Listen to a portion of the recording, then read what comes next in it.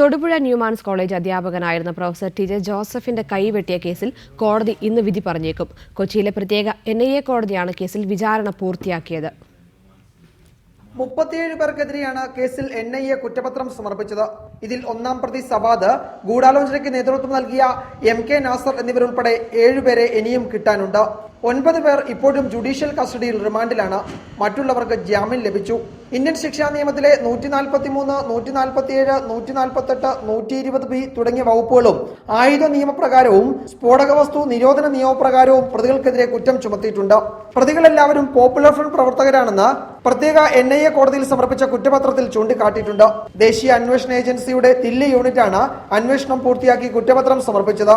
കൊച്ചിയിലെ പ്രത്യേക NIA കോടതിയിലായിരുന്നു കേസിന്റെ വിചാരണ നടപടികൾ പൂർത്തിയായത്. മാർച്ച് 25-ന് നടപടിക്രമങ്ങൾ അവസാനിപ്പിച്ച് കേസ് വിധി പറയുന്നതിനായി NIA കോടതി ഏപ്രിൽ 6-ലേക്ക് മാറ്റുകയായിരുന്നു. വിചാരണ കാലയളവിൽ 300-ലധികം സാക്ഷികളെ കോടതി വിസ്തരിച്ചു. രേഖകളടക്കം 100 കണക്കിന് തെളിവുകളും കോടതി പരിശോധിച്ചു.